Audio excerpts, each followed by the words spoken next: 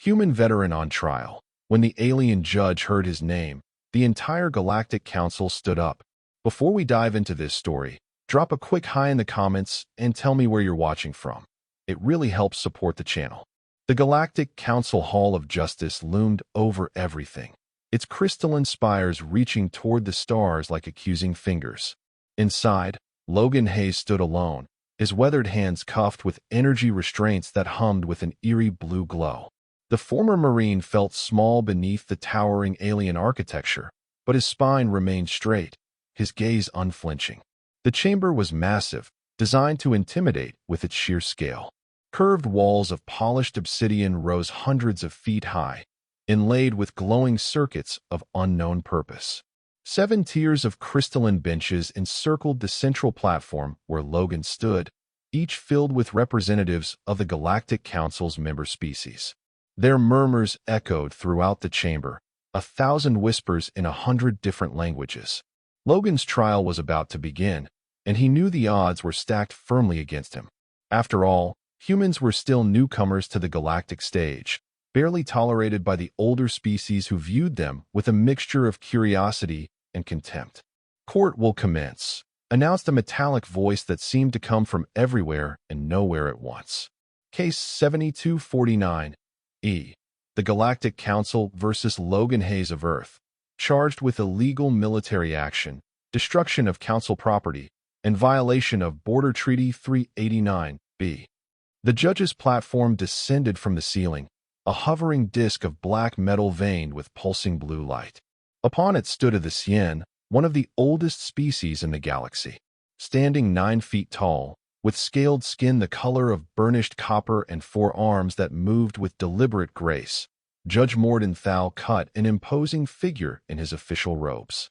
"Defendant Logan Hayes," the judge said, voice amplified by unseen technology, "you stand accused of serious crimes against the Galactic Council.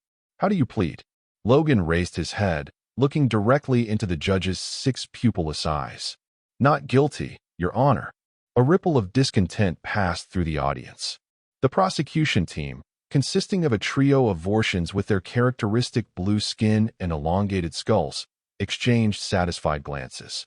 They had been building their case for months, gathering evidence from the border skirmish where Logan had allegedly violated council space. "Prosecution, you may present your case," Judge Thal declared. The lead prosecutor, Advin Carr, stepped forward. His movements were fluid, almost hypnotic, as he activated a holographic display in the center of the chamber. "Esteemed members of the council," Carr began, his voice silky smooth, "the facts of this case are clear. 3 standard months ago, a council research vessel was destroyed in the Arcturus sector, a designated neutral zone. The only ship in the vicinity was a small Earth vessel, the ESS Defiant, commanded by this human." He gestured dismissively toward Logan. The hologram showed the debris field of a destroyed ship, pieces scattered across the blackness of space. Data scrolled alongside the image, detailing radiation signatures and weapons analysis. "Our investigation has determined that the Council vessel, the Enlightened Path, was destroyed by weapons matching Earth military specifications. Furthermore, we have testimony from a passing merchant vessel that witnessed a ship matching the description of the ESS Defiant leaving the scene." Carr's voice hardened. This human not only destroyed valuable council property, but also violated the terms of Border Treaty 389B, which clearly states that no military vessels may enter the Arcturus sector. The hologram shifted to show the treaty text, highlighting the relevant passages. "The accused has a history of aggressive behavior," Carr continued. "Before joining Earth's space fleet, he was a soldier in their planetary military, participating in violent conflicts. This pattern of behavior demonstrates a disregard for peaceful coexistence and council law." Logan clenched his jaw but remained silent. His court-appointed defender, a nervous-looking Gonmarian named Elsi Vex, seemed overwhelmed by the proceedings. The Gonmarians were one of the few species that maintained friendly relations with humans, primarily due to their shared love of Earth music. "The prosecution calls its first witness," Carr announced. "Captain Zenith of the merchant vessel Star Wanderer." A holographic projection appeared on the witness stand, showing a Melrovian with their characteristic silver skin and 4 eyes arranged in a diamond pattern. Captain Zenith recounted seeing a ship matching the ESS Defiance description near the debris field, claiming it fled when the Star Wanderer approached. Throughout the testimony, Logan maintained his composure, though his defender seemed increasingly agitated. When Zenith finished, Elsie rose to cross-examine, but managed only a few ineffective questions before sitting down again, visibly sweating. The prosecution called 2 more witnesses, a council analyst who confirmed the weapon's signatures matched Earth technology, and a treaty expert who detailed the numerous violations Logan had allegedly committed. By the time the prosecution concluded its case, the mood in the chamber had turned distinctly hostile toward the human defendant. Whispers and occasional hisses echoed from the upper tiers. "The defense may present its case," Judge Thal announced, his tone suggesting he considered this a mere formality. Elsie Vex stood, clutching a data pad with trembling fingers. "Honored Judge, respected council members, my client maintains his innocence. The ESS Defiant was on a routine patrol mission when it detected a distress signal from the Arcturus sector. Captain Hayes responded to this signal, as is required by both Earth and Council law regarding distress calls." Logan nodded slightly. This was true, though he knew there was much more to the story, details he had withheld even from his defender. When Captain Hayes arrived at the coordinates, the Council vessel had already been destroyed. He conducted a brief scan for survivors, but was forced to leave when his sensors detected incoming ships that refused to identify themselves. Elsie's voice gained a little confidence as she continued. "The prosecution has presented circumstantial evidence at best.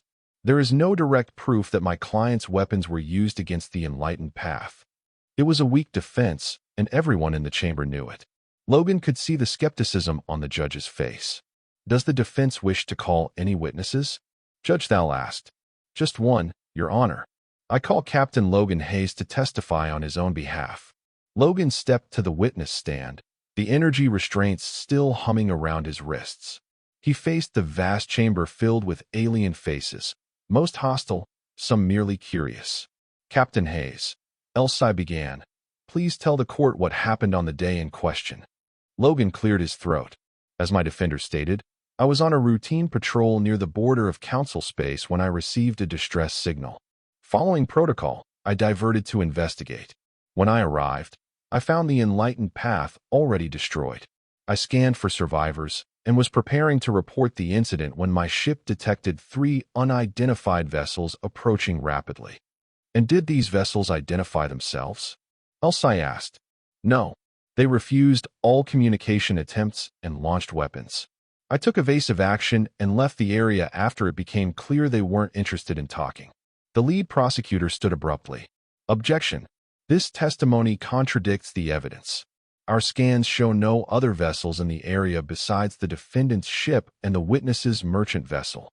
"The scans have a limited range," Logan countered. "These ships approached from beyond the nearby nebula, which would have masked their signatures." Judge Thal's upper eyes narrowed. "This is convenient speculation, Captain Hayes. Do you have any evidence to support these claims?" Logan hesitated. "My ship's logs would confirm everything I've said, but they were confiscated when I was arrested." "The logs were examined and found to be corrupted," Carr interjected smoothly.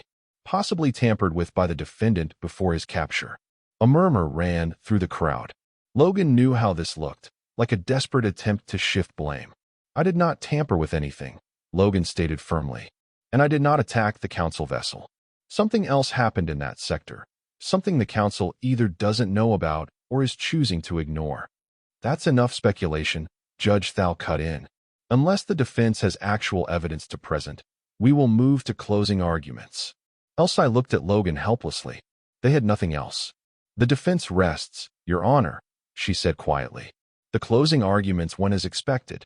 The prosecution painted Logan as a dangerous representative of an unpredictable species, while the defense made a weak plea based on reasonable doubt and lack of direct evidence. As the arguments concluded, Judge Thal prepared to give his verdict. The chamber fell silent, thousands of alien eyes fixed on the imposing Messian. Logan stood straight, preparing himself for what seemed inevitable. "Before I render judgment," the judge said, I must consult the council records regarding the defendant's identity, as is procedural in cases involving non-member species. This was standard practice, Logan knew. The judge would review his full service record and any previous interactions with council authorities. A holographic display appeared before Judge Thal, scrolling with information. As he read, something strange happened. The judge's posture changed subtly, his scaled skin shifting colors slightly, a sign of surprise and thaxience. Please confirm your full name and military designation for the record, Judge Thal requested, his tone notably different. Logan Alexander Hayes, former captain, Earth Space Service. Before that, Master Sergeant, United States Marine Corps, Earth. Judge Thal's eyes widened almost imperceptibly. And you served in the conflict known as the Arcturian Engagement, approximately 15 Earth years ago. Logan nodded cautiously. Yes, Your Honor. I was part of the first contact team that encountered the Arcturian expedition. A murmur rippled through the chamber, growing louder as the judge continued to read the display before him. Then, something unprecedented occurred.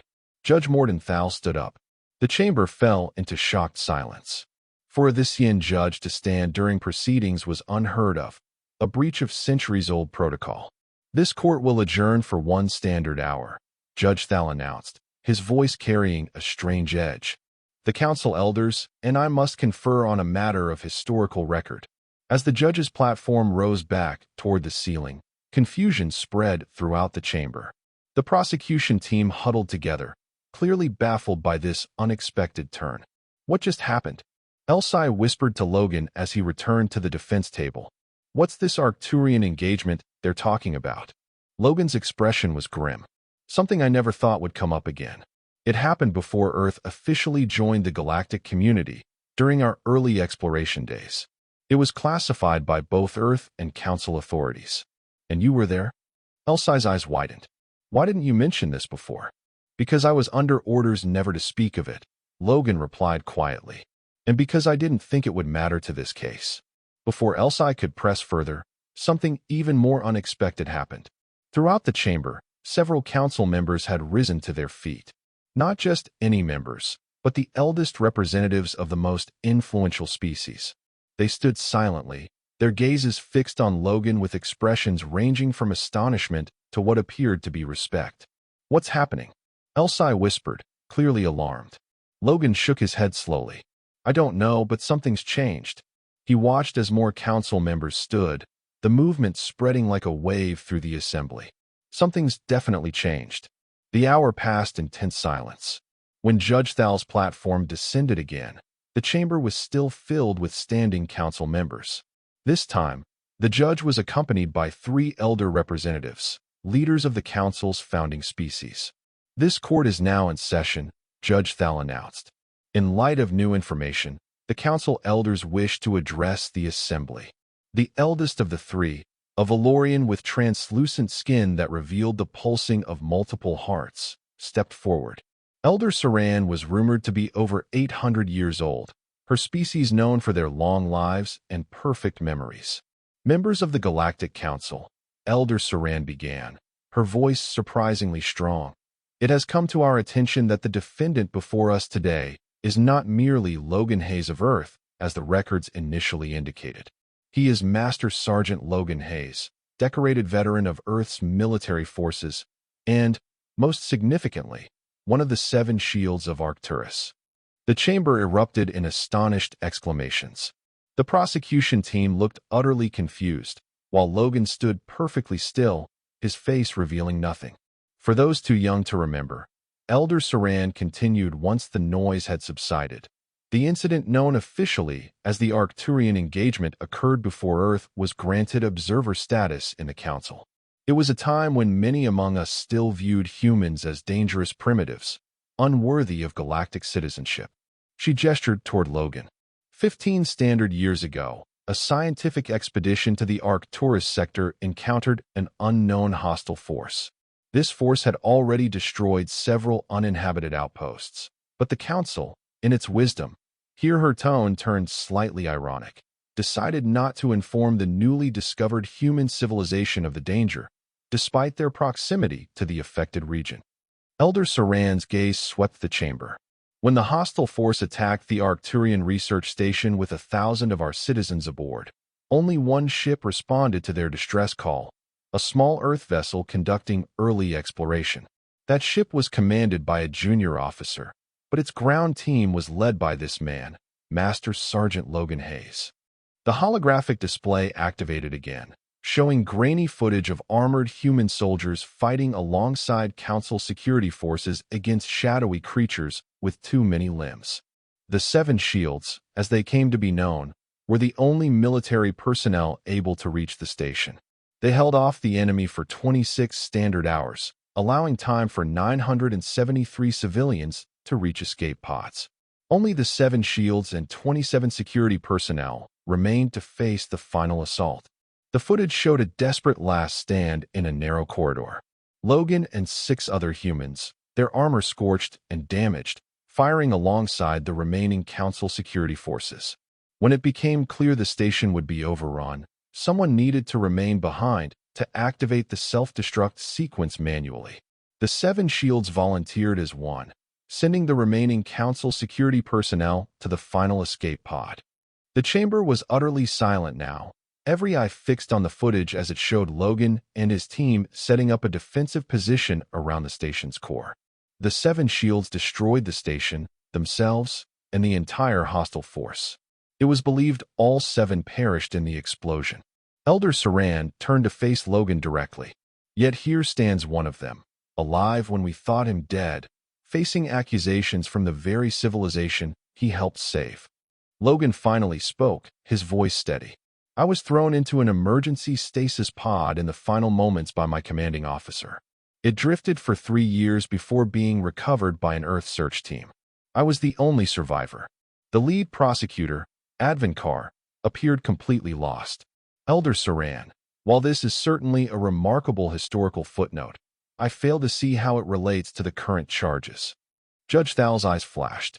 It relates, Prosecutor Carr, because the Arcturian engagement was not merely a historical footnote.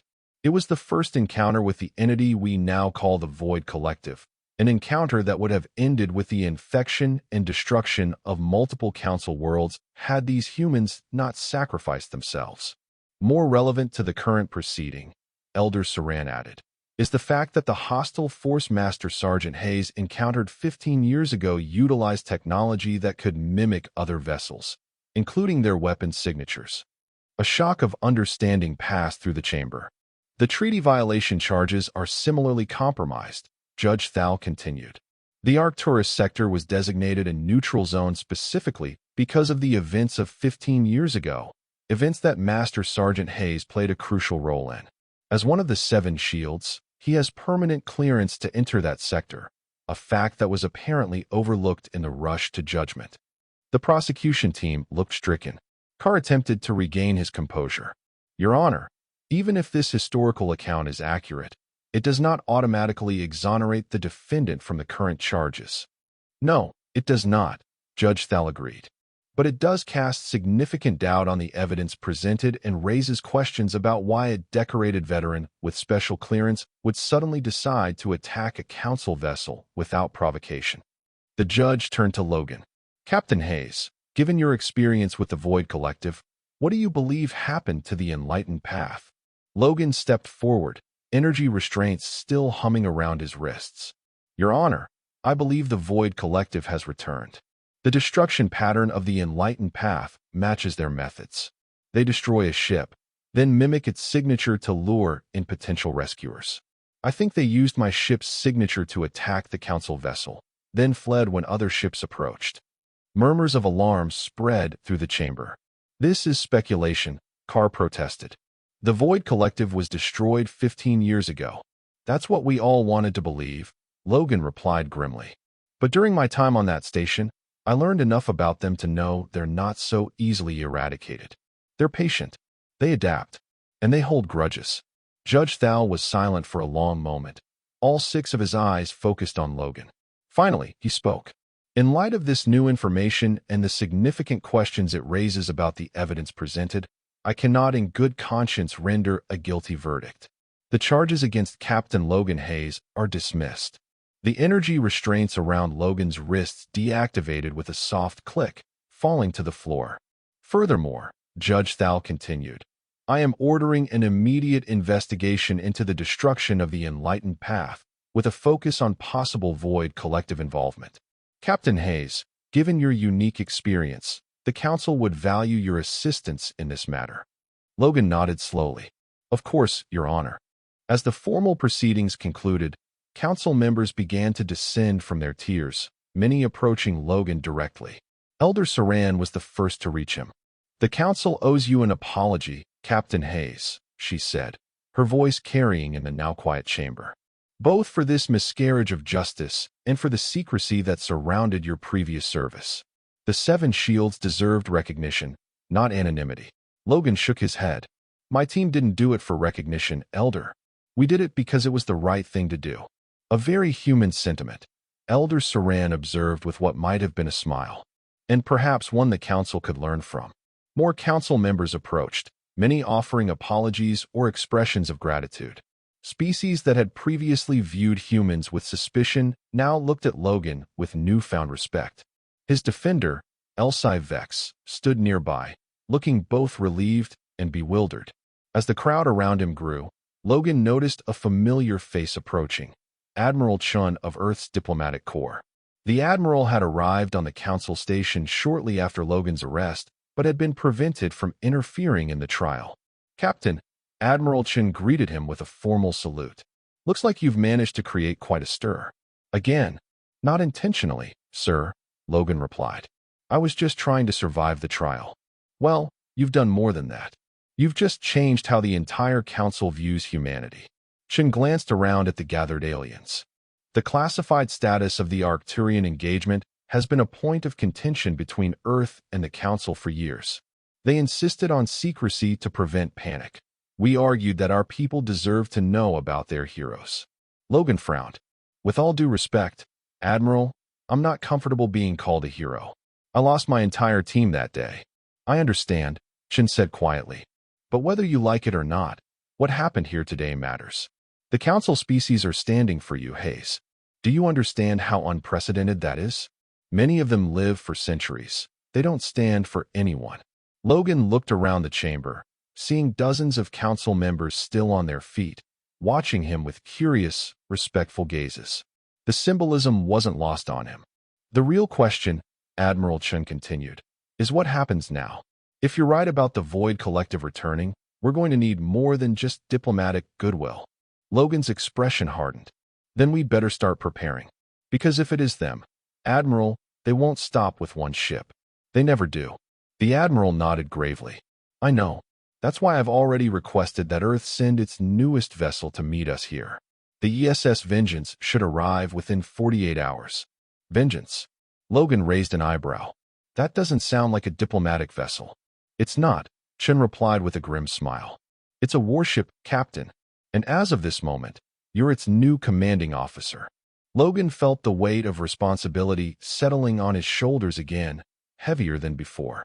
But as he looked around at the Council members who had stood for him, who had acknowledged humanity's worth through their gesture, he knew he couldn't refuse.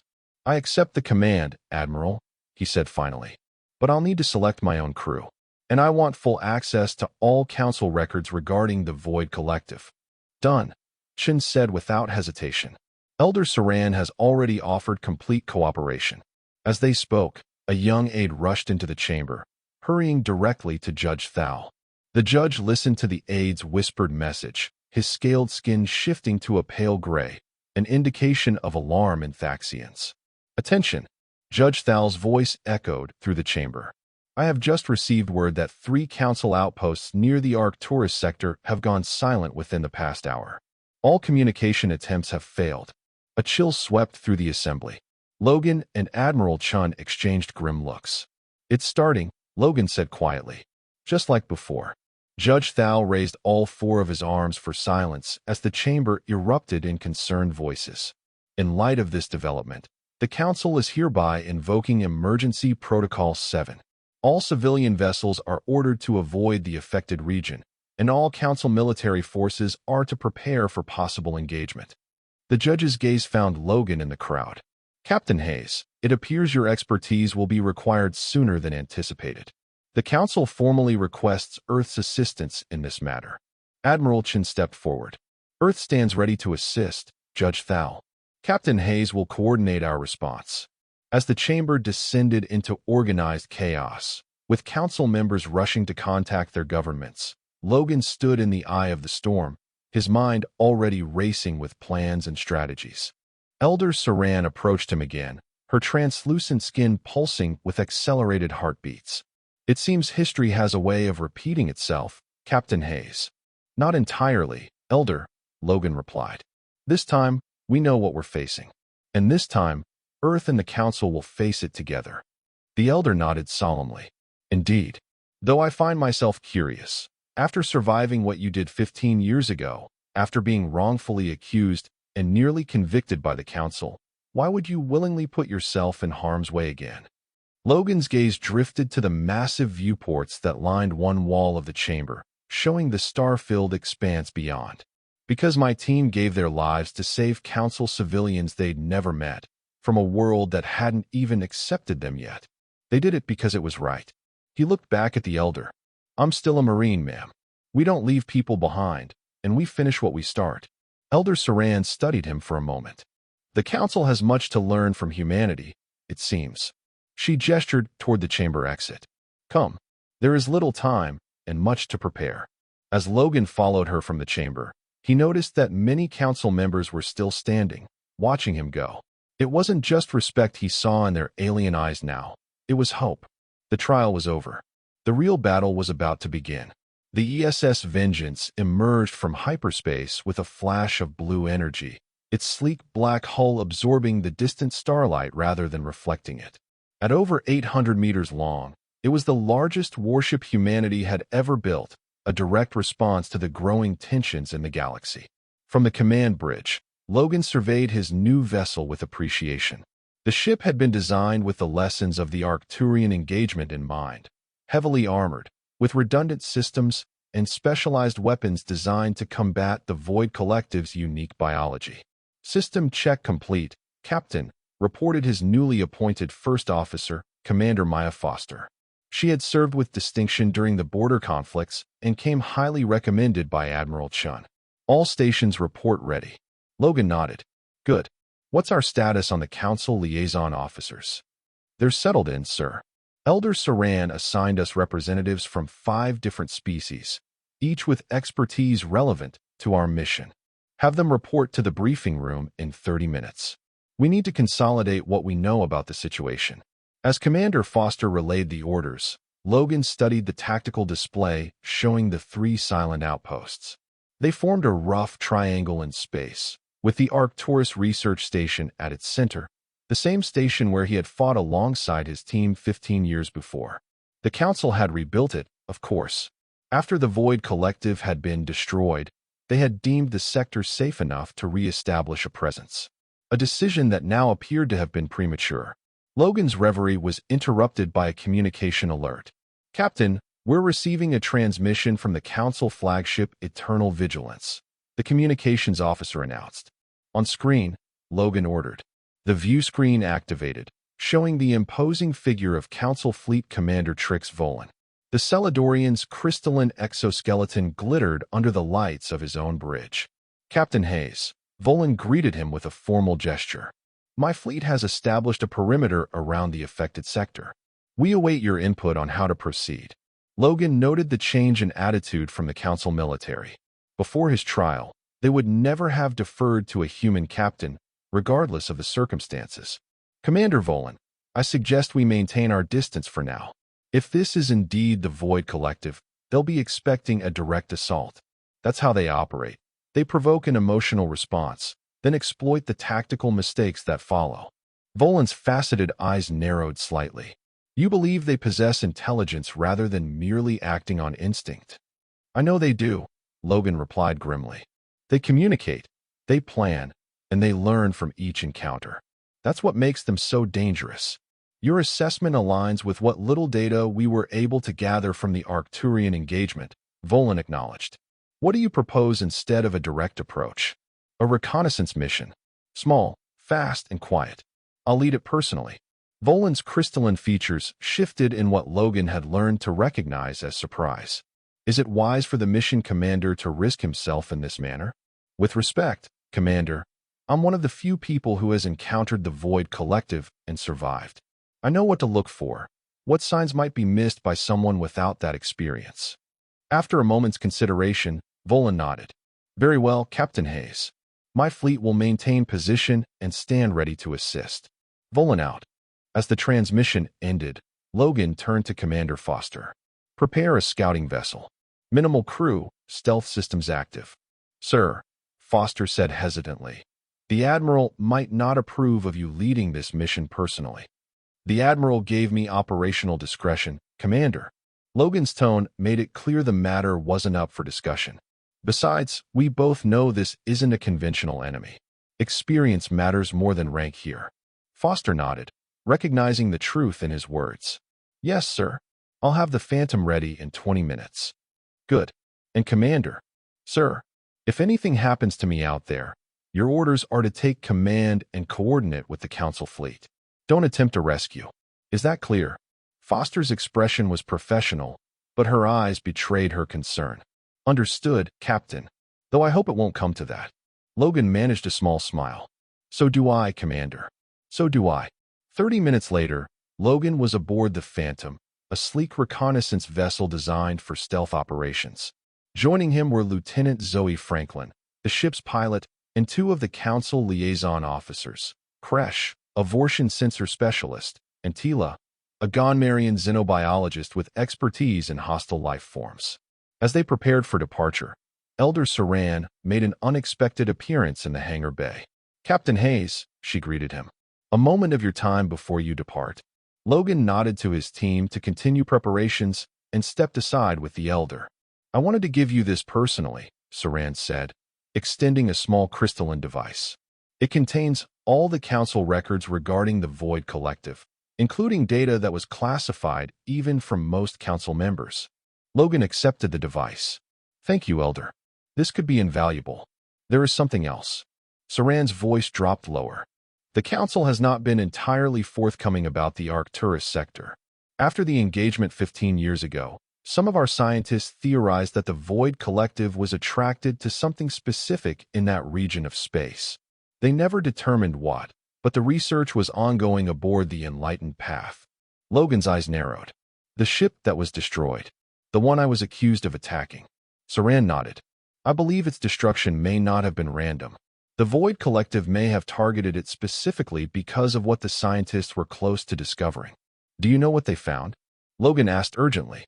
Not precisely, but there were reports of unusual energy readings from a seemingly empty region of space near the original research station. Energy with a quantum signature unlike anything in our records. Logan processed this new information quickly. That changes our approach. We'll need to investigate these energy readings as well as the outposts. Be careful, Captain, Saran said solemnly. The Seven Shields are honored in Council memory because they faced an enemy that had confounded our best military minds. Your survival was not merely luck. It was testament to your species' unique adaptability. We may need that quality again before this is over. With those ominous words, Elder Saran departed. Logan rejoined his team aboard the Phantom, his mind racing with new possibilities and dangers. Change of plans, he announced as he strapped into his seat. We have a secondary objective.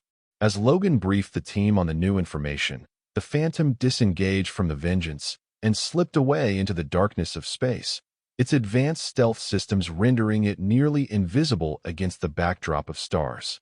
Their destination, the heart of the Arcturus sector, where 15 years ago Logan had lost everything, and where now the fate of multiple civilizations might once again hang in the balance.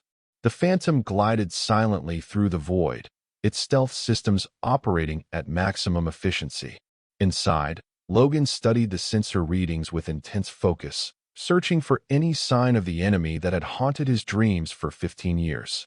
Approaching the first outpost, Captain, Lieutenant Franklin reported, her hands steady on the controls. No signs of activity or distress beacons. Logan nodded. Take us in closer, but maintain stealth protocols. Kresh, full sensor sweep.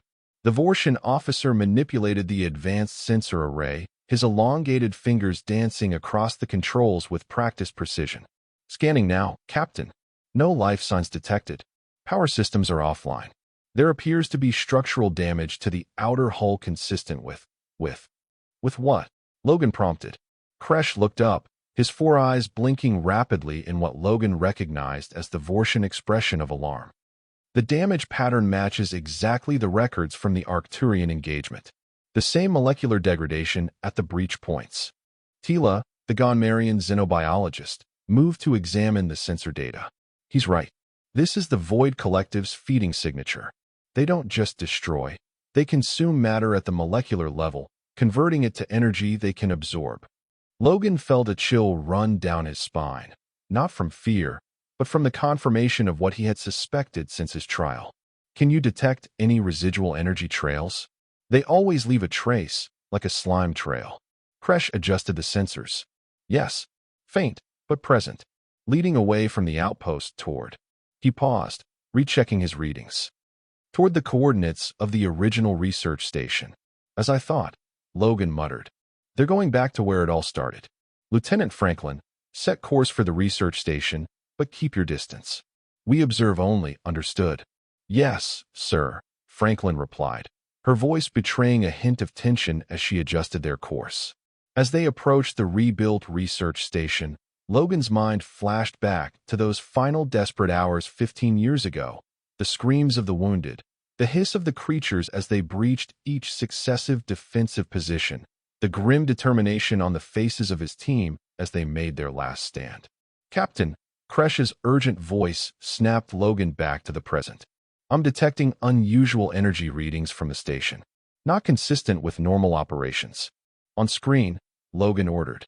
The view screen displayed the research station, a massive structure of metal and composite materials floating serenely against the backdrop of space.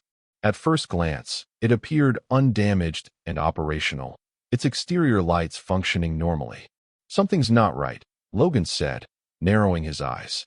The station looks operational, but we received no response to Council hails. Tila, what do your biological scanners show? The Gonmarian studied her instruments, her antennae twitching. Life signs present, but abnormal.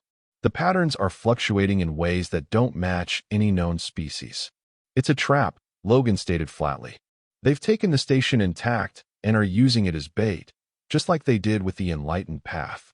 Should we retreat and report? Franklin asked. Logan considered their options.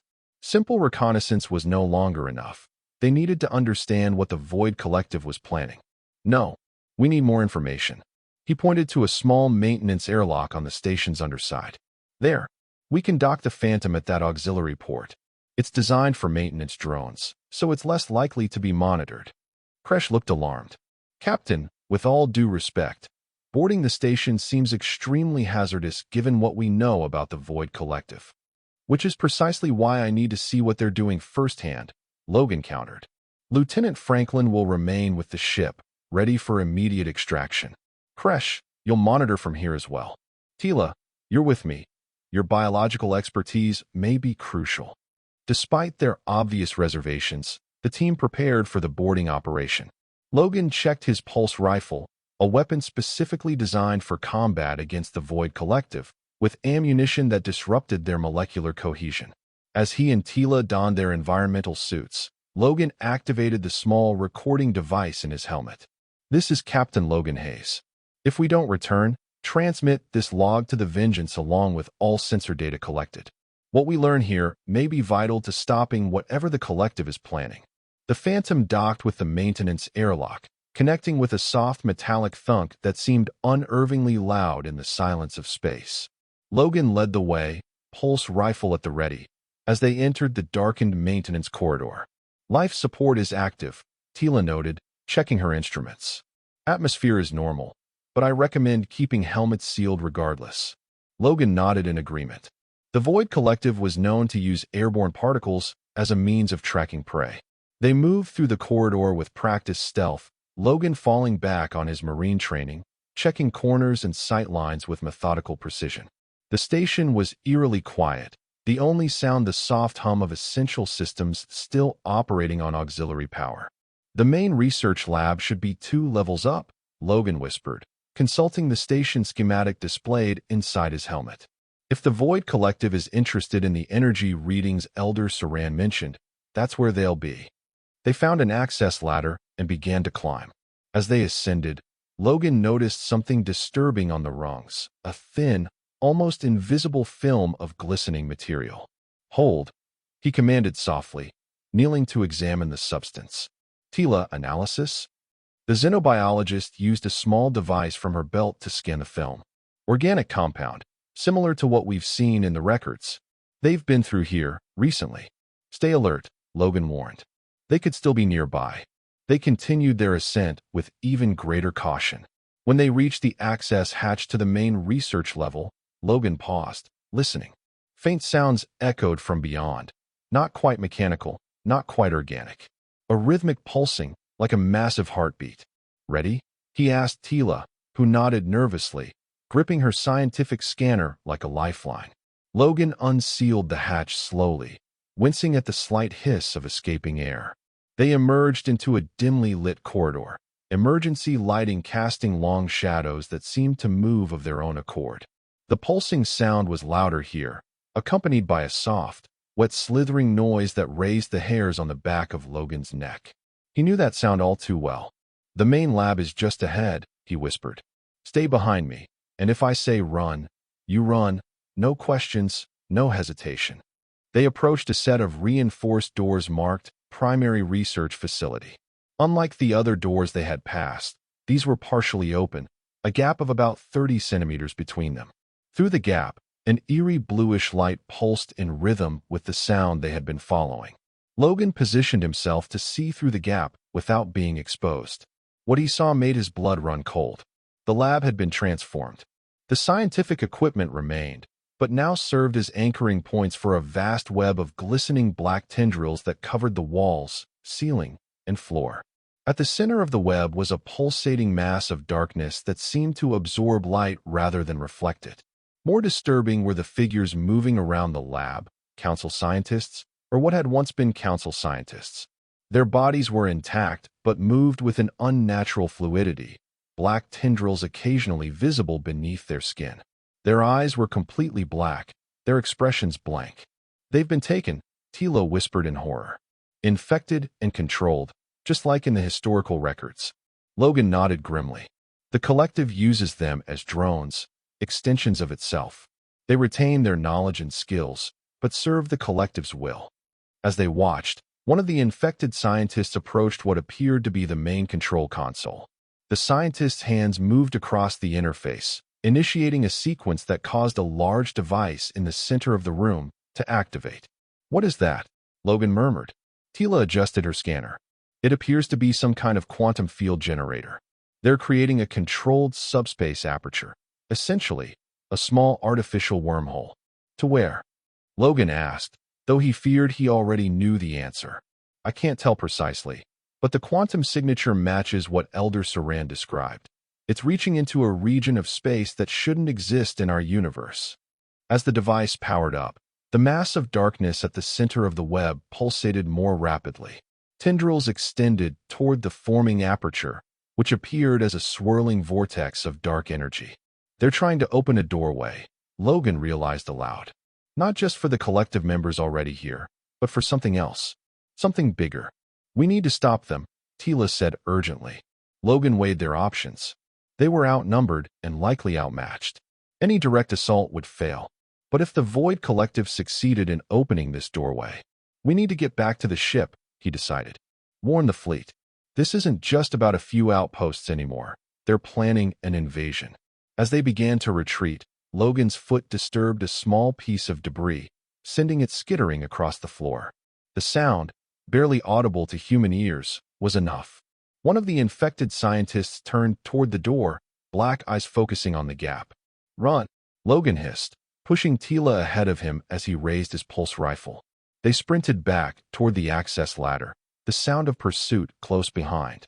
Logan risked a glance back and saw 3 infected scientists moving with unnatural speed, their limbs bending at impossible angles as they gave chase.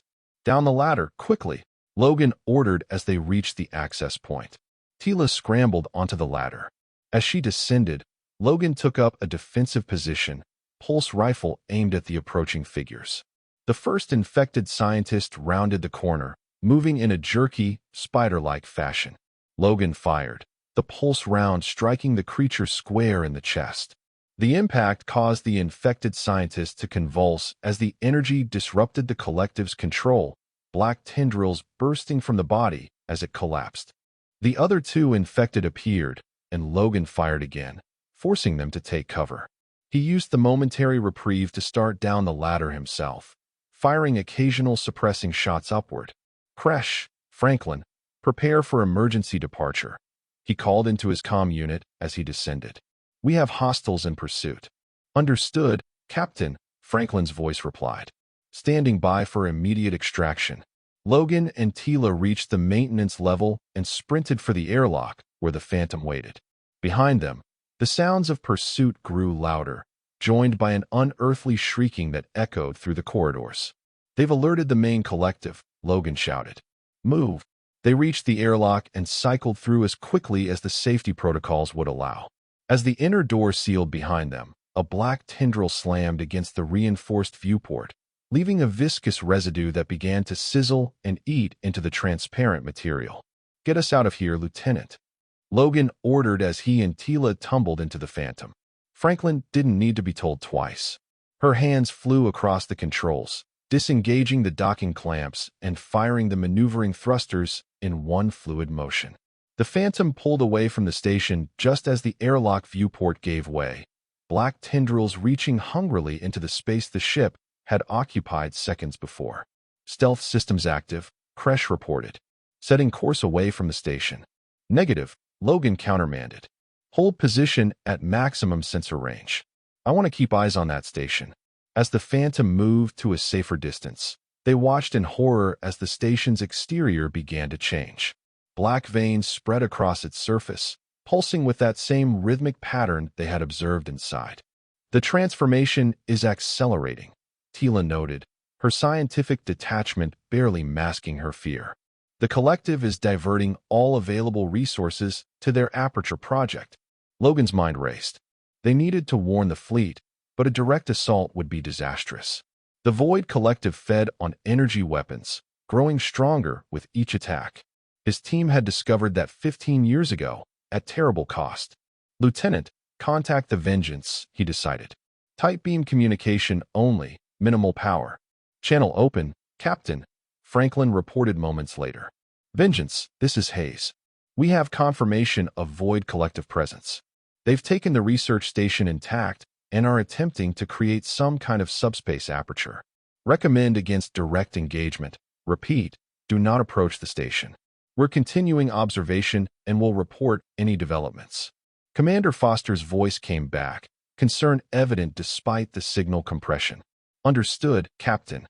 The Council fleet is preparing a response. Elder Saran requests your presence at the strategic planning session." Logan frowned. "Negative. I need to monitor." His response was cut short by an urgent alert from Kresh. "Captain, energy spike from the station. It's massive." All eyes turned to the view screen. The research station was now almost completely engulfed in the black, vein-like growths. At its center, where the laboratory would be, a pulsing blue light grew in intensity until it was painfully bright, even through the Phantom's filters. "What's happening?" Logan demanded. "The aperture is destabilizing," Tila reported, her voice shaking. "Either they've lost control of it, or this was their plan all along," Logan finished grimly. The blue light suddenly expanded outward in a shockwave of energy. The Phantom's sensors screamed warnings as the wave approached. "Evasive action," Logan shouted, but it was too late. The shockwave hit them like a physical blow, sending the small ship tumbling through space. Emergency systems blared as power fluctuated wildly. "Stabilizers offline," Franklin called out, fighting with the controls. Trying to compensate manually, Logan braced himself against a bulkhead, watching in horror as the research station seemed to collapse in on itself, creating a swirling vortex of darkness that grew larger by the second. "It's not a conventional wormhole," Tila said in awe and terror. It's a rupture between dimensions. They've torn a hole in the fabric of space-time. As the vortex stabilized, something began to emerge, a massive shape, darker than the void around it, with countless tendrils extending outward. It dwarfed the research station, which was now completely gone, consumed by the entity it had helped summon. Mother of God, Logan whispered. What they had fought 15 years ago had merely been advanced scouts. This was something else entirely. Lieutenant, get us back to the fleet. Maximum speed, stealth be damned. Logan's voice was steady despite the fear gripping his heart. We need to warn them. The real war is about to begin. As the Phantom limped away from the cosmic horror emerging into their universe, Logan's mind returned to his fallen teammates, the original 7 shields. They had sacrificed everything to stop a threat they barely understood. Now he understood just how high the stakes truly were. The trial, his near conviction, even his redemption in the eyes of the Council, all of it seemed trivial now. What mattered was what had always mattered, protecting innocent lives, regardless of species or origin. Logan Hayes, the last of the 7 shields, set his jaw with determination. History had given him a second chance. This time he wouldn't fail. The Phantom rejoined the combined Earth Council fleet 6 hours later, its systems barely functional after the energy wave's impact. As Logan transferred to the Vengeance, the magnitude of the situation became clear. The fleet's long-range sensors had detected the dimensional rupture, and preparations for conflict were already underway. In the Vengeance's Strategic Command Center, Admiral Chun, Elder Saran, Commander Volan, and representatives from a dozen species awaited Logan's first-hand report. The tension in the room was palpable. Captain Hayes, Admiral Chun began. Your reconnaissance team is the only one to observe the Void Collective's activities directly and survive. We need to know exactly what we're facing. Logan activated the holographic display, showing the recordings from his helmet camera. The Void Collective has evolved beyond what we encountered 15 years ago. They've learned to take control of sentient beings while preserving their knowledge and skills, which they use to create a dimensional aperture. The assembled leaders watched in silence as the footage showed the transformed research station and the massive entity emerging from the vortex. Based on what we observed, Logan continued, this appears to be a central consciousness, perhaps the controlling intelligence behind the collective we fought before. If it fully materializes in our space, I believe it will serve as a conduit for an invasion force. How do we stop it? Commander Volan asked, his crystalline exoskeleton clicking nervously. Logan looked to Tila, who had joined him for the briefing. The xenobiologist stepped forward. The entity requires tremendous energy to maintain its presence in our dimension, she explained. It's currently feeding off the quantum energy released by the rupture itself, but that will stabilize soon. When it does, the entity will need to consume matter from our universe to sustain itself, starting with nearby ships and stations. So we attack before it can feed? Volan suggested. Logan shook his head. Direct energy weapons would only strengthen it. Kinetic weapons might do some damage, but the collective can adapt quickly to physical threats. Then what do you propose, Captain? Elder Saran asked, her multiple hearts visibly pulsing through her translucent skin. Logan took a deep breath. 15 years ago, we discovered that the Void Collective has one vulnerability, quantum resonance disruption. Their molecular structure relies on a specific quantum frequency to maintain cohesion between our dimension and theirs. Disrupt that frequency, and they lose their foothold here. The self-destruct sequence you activated at the original station, Admiral Chun realized. It wasn't just about the explosion, it was about the specific quantum signature of the detonation. Exactly, Logan confirmed. We calibrated the reactor to generate a resonance pulse that would disrupt their quantum signature. It worked, but only within a limited range. This entity is far larger, which means we'd need a proportionally larger disruption. Elder Saran's eyes widened. You're talking about a quantum resonance bomb. The Council banned such weapons centuries ago due to their destructive potential across multiple dimensions. Do we have a choice? Logan asked bluntly. This entity isn't just a threat to our ships or even our planets. It's a threat to the fundamental structure of our universe. A heavy silence fell over the room as the implications sank in. Even if we agreed to this course of action, Volan said finally, the technical requirements for constructing such a device are immense. It would require specialized materials, precise calibration. I brought the specifications, Logan said, producing the crystalline device Elder Saran had given him before the mission. The original formula we used 15 years ago is here, along with all the data collected during that encounter. With the combined scientific expertise of Earth and the Council, we could adapt it to our current needs. Admiral Chen studied Logan carefully. You came prepared for this possibility. I've had 15 years to think about what we might face if the collective returned, Logan replied simply. I wasn't going to be caught unprepared again. After a moment's consideration, Chen nodded decisively. I'll authorize Earth's resources for this project. Commander Foster will coordinate from the Vengeance. All eyes turned to Elder Saran, whose approval would be needed for Council participation. The ancient Valorian was silent for a long moment, her gaze fixed on the holographic image of the dimensional entity. The Council banned quantum resonance weapons because they affect multiple planes of existence, she said finally. We feared the consequences of such power. But perhaps that is precisely why this weapon was meant to exist, to combat threats that span dimensions. She straightened. Decision made. The Council will provide whatever resources are required. There's one more thing, Logan added. The bomb will need to be delivered directly to the rupture point, close enough to the entity's central mass to ensure the resonance disrupts its entire structure. A suicide mission, Commander Volan stated flatly. Logan met his gaze steadily. I'll deliver it myself. Absolutely not, Admiral Chen cut in. You're too valuable to this operation, Hayes. Your knowledge can be transferred to others, Logan interrupted. But experience can't. I've faced the collective before. I know how they think, how they move. I have the best chance of getting close enough. Before the argument could continue, alarms blared throughout the ship. Commander Foster's voice came over the intercom. Multiple contacts detected. Void collective vessels approaching from the rupture point. All ships, battle stations. The strategic center erupted into activity. Logan moved swiftly to the main tactical display, studying the incoming threat. They're scout vessels, he identified. Testing our defenses, probing for weaknesses. The main entity is still anchored to the rupture point, but it's extending its influence. Commander Volan activated his communication device. All Council vessels, defensive formation Alpha 7. Do not, repeat, do not engage directly unless attacked. Maintain distance and observe only.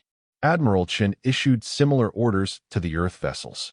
As the fleet moved into defensive positions, Logan felt a familiar tension, the calm before battle, a sensation he had hoped never to experience again. How long would it take to construct the quantum resonance bomb? He asked Tila, who had been consulting with several Council scientists. With the combined resources of the fleet?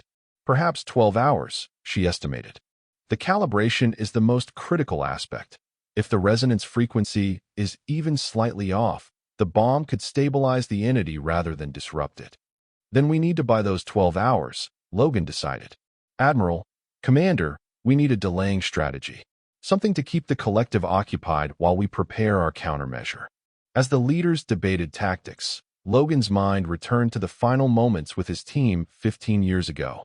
Commander Alex Mason, their leader, had pushed Logan into the emergency stasis pod seconds before activating the resonance pulse. His last words echoed in Logan's memory. Someone has to tell the story, Hayes. Someone has to be ready if they come back. Logan had carried that burden ever since. The knowledge, the preparation, the vigilance. Now, it seemed, Mason's foresight might save not just humanity, but the entire Council as well. The next 12 hours were a blur of activity. While the fleet engaged in a complex dance of feints and strategic withdrawals to keep the Void Collective scouts at bay, teams of Earth and Council scientists worked feverishly to construct the quantum resonance bomb. Logan split his time between the tactical center, where he advised on countermeasures against collective attacks, and the science lab, where his first-hand experience proved invaluable in calibrating the weapon. The scouts grew bolder with each passing hour, their attacks more coordinated. 3 Council vessels and 1 Earth ship had already been lost, their crews consumed before they could be evacuated.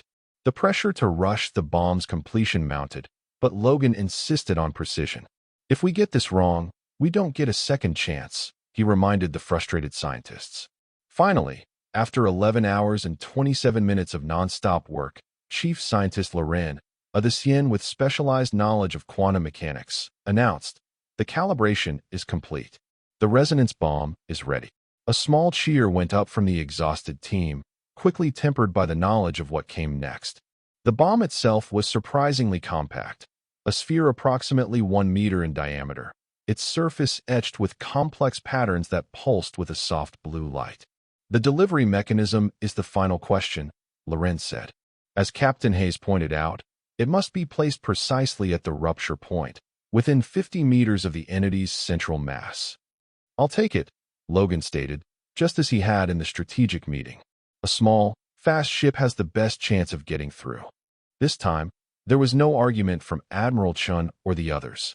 The situation had deteriorated too much for alternatives.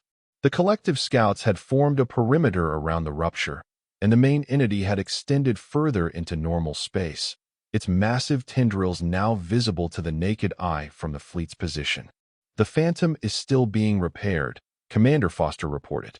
"But we have a modified shuttle that could be adapted for this mission. Stealth capabilities, reinforced hull." Logan nodded. "Have it prepared. I'll depart in 30 minutes." As the others dispersed to make final arrangements, Elder Saran approached Logan privately. "Captain Hayes, before you embark on this mission, there is something you should know." Logan studied the ancient Valorian's expression, noting the unusual pattern of her heartbeats visible through her skin. "What is it, Elder?" "When the Council rebuilt the research station, they discovered something in the debris field, a damaged stasis pod with Earth markings. It had been ejected during the final moments of the original station's destruction." Logan felt his heart skip a beat. "A stasis pod? Was anyone inside?" "Yes. A human female, severely injured but alive. She was in critical condition, her stasis failing. Council medical teams stabilized her and placed her in a long-term medical facility on Vorsha Prime." Logan's mind raced. There had been 2 women on his team, Lieutenant Jessica Lane and Corporal Rachel Carter. Could one of them have survived? "Why wasn't I informed of this?" he demanded, his voice tight with emotion. "The Council believed all 7 shields had perished," Saran explained. "When you resurfaced years later, certain elements within the Council feared complications if it became known that another shield had survived under Council care. The information was classified." She looked genuinely regretful. "I only learned of it myself after your trial, when I gained access to the sealed records." Logan struggled to process this revelation. "Is she still alive?" "Who is she?" "She remains in medical stasis, her injuries too severe for complete healing with our current technology. Her identity, according to the records, her name is Rachel Carter. Corporal Carter, the team's explosive specialist. She had been setting the charges for the resonance pulse when they were overrun. Logan had assumed she'd died in the initial attack." "Why tell me this now?" Logan asked, though he already knew the answer. "Because you deserve the truth before you face what lies ahead," Saran replied simply. "And because it demonstrates that even in our darkest moments, hope can survive against all odds." Logan nodded slowly, a new determination settling over him. "Thank you, Elder. This changes things." "In what way, Captain?" A grim smile crossed Logan's face. "It means I have one more reason to make sure this works, and one more reason to try to come back." The modified shuttle hummed with energy as Logan completed the pre-launch checks.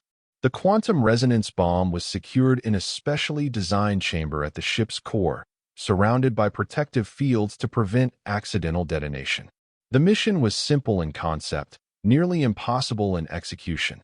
Approach the dimensional rupture, evade the collective scouts, deliver the bomb directly to the entity's central mass, activate the detonation sequence, and escape before the resonance pulse expanded to engulf the delivery vessel. Logan had insisted on going alone, despite offers from several crew members to accompany him. This was his burden to bear, his promise to fulfill, both to his fallen teammates and now, astonishingly, to Rachel Carter, who had somehow survived against all odds. As he prepared for departure, the comm system activated. "Captain Hayes, Commander Foster's voice came through clearly. The fleet is in position. We'll create a diversion to draw off as many scouts as possible when you make your approach. Understood, Commander. I appreciate the assist. There was a pause before Foster spoke again. Logan, good luck. Come back if you can. I intend to, Maya. Haze out. The shuttle bay doors opened, revealing the vastness of space. And in the distance, the swirling darkness of the dimensional rupture, now a gaping wound in reality nearly a kilometer across. Around it, the Void Collective scouts moved in complex patterns, like antibodies protecting an infection site. Logan took a deep breath and engaged the shuttle's engines. As he cleared the Vengeance's bay, the combined Earth Council fleet began its diversionary tactic, launching a series of probe drones emitting energy signatures designed to mimic capital ships. The scouts immediately moved to intercept, creating a temporary gap in their defensive screen. Here goes nothing, Logan muttered, activating the shuttle's stealth systems and accelerating toward the rupture. The small vessel slipped through space like a shadow, its advanced dampening fields masking its approach. Logan navigated with instinctive skill, using the debris field from earlier skirmishes for additional cover. As he drew closer to the rupture, the shuttle's sensors began to malfunction, disrupted by the quantum instability emanating from the breach. Logan switched to manual control, relying on visual navigation and the specialized sensors designed specifically for detecting void collective energy signatures. The entity was now fully visible, a massive, amorphous shape of utter darkness, with countless tendrils extending outward like a grotesque parody of a sea creature. At its center, where the resonance bomb needed to be placed, pulsed a nucleus of concentrated energy, the anchor point between dimensions. Logan adjusted his course, aiming directly for this central mass. 3 scouts detected his approach and moved to intercept, their black, angular forms cutting through space with unnatural speed. Commander Foster, Logan called into the comm, I've been spotted. Could use some of that diversion right about now. Moments later, a series of detonations lit up space behind the approaching scouts. Flash charges deployed from the fleet, designed to emit the specific energy frequency that attracted the collective. 2 of the scouts immediately changed course to investigate, but the third continued its pursuit. Logan executed a series of evasive maneuvers, pushing the shuttle to its limits. The pursuing scout fired a beam of dark energy that narrowly missed the shuttle's port side. Logan returned fire with the shuttle's specialized weapons, not to destroy, but to disorient, using rapidly changing energy frequencies to confuse the collective's sensory apparatus. The tactic worked briefly, giving Logan the opening he needed to slip past and continue toward the central mass. The dimensional rupture loomed before him, a swirling vortex of impossible colors and shapes that hurt the eyes to look at directly. Preparing final approach, Logan reported, his voice steady despite the danger. Bomb status nominal. Detonation sequence ready for activation. As he neared the entity's central mass, the shuttle began to shudder violently, affected by the gravitational distortions surrounding the rupture. Warning lights flashed across the console as systems began to fail under the strain. Structural integrity at 60% and falling, Logan muttered, fighting the controls. Just a little closer. A massive tendril suddenly materialized directly in the shuttle's path, forcing Logan into a desperate evasive maneuver that strained the vessel's already compromised systems. As he corrected course, he realized with grim satisfaction that he had been noticed by the entity itself, which meant he was close enough to deliver the payload. Initiating delivery sequence, he announced. Bomb release in 5, 4, 3, 2, 1. The shuttle's specialized bay doors opened, and the quantum resonance bomb was ejected, propelled toward the entity's central mass by a burst of targeted energy.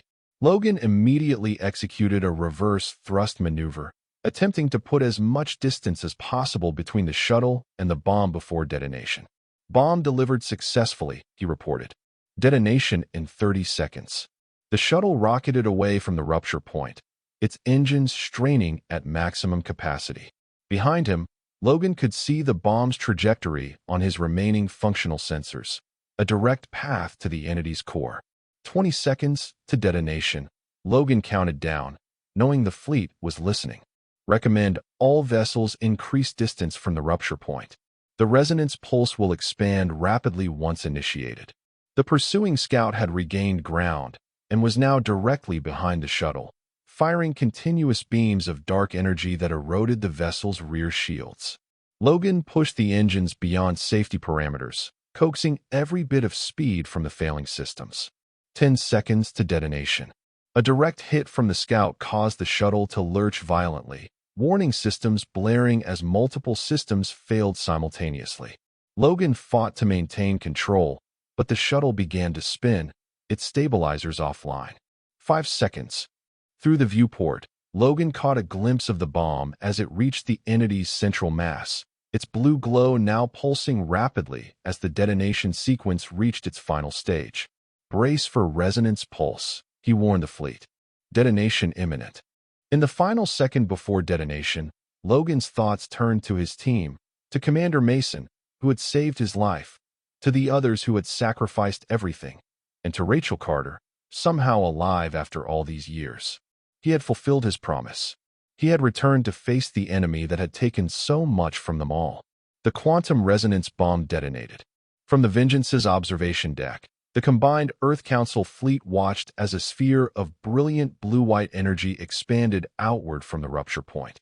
Unlike a conventional explosion, this one pulsed with a strange rhythm, each pulse causing the dimensional entity to convulse violently. The entity's massive tendrils thrashed in what appeared to be agony, the dark matter composing its form beginning to dissolve as the resonance disrupted its quantum signature. The rupture itself began to contract, the tear in space-time slowly healing as the force maintaining it weakened. "It's working," Elder Saran whispered in awe. "The resonance is collapsing the entity's connection to our dimension." The remaining Void Collective scouts seemed to lose cohesion, their sleek forms dissolving into formless clouds of particles that dissipated into nothingness. The entity itself followed, its enormous mass shrinking with each resonance pulse until it was merely a fraction of its former size. With a final, silent convulsion, the entity collapsed entirely, and the dimensional rupture sealed itself with a flash of energy that temporarily blinded the fleet's sensors. When visual observation was restored, there was nothing left. No rupture, no entity, no Void Collective scouts. Just the empty expanse of space, looking as if nothing had ever disturbed it. "Scan for Captain Hayes' shuttle," Commander Foster ordered, her voice tight with urgency. The sensor operators worked feverishly, searching the area where the shuttle had last been detected. Minutes passed with no result. "Expand the search grid," Admiral Chun commanded. He might have been thrown clear by the resonance pulse. For 3 hours, the fleet searched, deploying drones and small craft to investigate debris fields and nearby spatial anomalies. Hope began to fade as each search team reported negative results. In the Vengeance's medical bay, Tila the xenobiologist was examining tissue samples collected during their reconnaissance mission when a junior officer burst in. "Dr. Tila," the officer said breathlessly, "they're requesting your presence on the bridge immediately. Something's approaching the fleet, something small." Tila rushed to the bridge, where a tense scene awaited. On the main view screen was a tiny object drifting through space, barely large enough to be a survival pod. "It's emitting a standard Earth emergency beacon," Commander Foster explained. "But there's something else, an energy signature similar to the residual effects of the resonance pulse. Could it be a fragment of the collective?" Admiral Chun asked warily. Tila studied the readings. "I don't think so. The quantum signature is different, more stable, more Earth-like." "Bring it aboard," Chun decided after a moment's consideration. Maximum containment protocols. Tense hours followed as the object, confirmed to be a standard Earth emergency escape pod, was retrieved and placed in a quarantine field in the Vengeance's main hangar. Security teams stood ready as the pod's exterior was decontaminated and scanned for any signs of collective influence. Finally, medical teams were given clearance to approach. The pod's systems were mostly offline, running on emergency power only. The exterior bore the scars of extreme stress, heat damage, micrometeorite impacts, and what appeared to be traces of the resonance energy. "Life signs detected," the chief medical officer reported. faint but stable. Human. A collective breath was held as the pod's hatch was carefully opened. Inside, unconscious but alive, was Captain Logan Hayes. His environmental suit was damaged beyond repair, emergency patches covering multiple breaches. But he was breathing, his vital signs weak but steady. As medical teams rushed him to the intensive care unit, Elder Saran approached Admiral Chun. "It seems hope survives against all odds once again," she observed quietly. Chun nodded, a small smile breaking through his professional demeanor. "That's humanity for you, Elder. We're stubborn that way." 3 weeks later, the Galactic Council convened a special session. The Great Hall of Justice, where Logan had once stood trial, was now filled to capacity with representatives from every council species and a large delegation from Earth. Logan Hayes, still bearing the marks of his ordeal but standing tall, took his place at the center of the chamber. Beside him stood Commander Foster, Admiral Chun, and the surviving members of his reconnaissance team. Elder Saran presided over the proceedings. "Captain Logan Hayes," Elder Saran began, her voice carrying throughout the vast chamber. 15 years ago, you and your team made the ultimate sacrifice to protect not only your own people, but all sentient species from a threat beyond our comprehension. Today, you have done so again. She gestured to the assembled council. In recognition of your service, and as acknowledgement of humanity's proven worth, Earth is hereby granted full membership in the Galactic Council, with all rights and responsibilities thereof.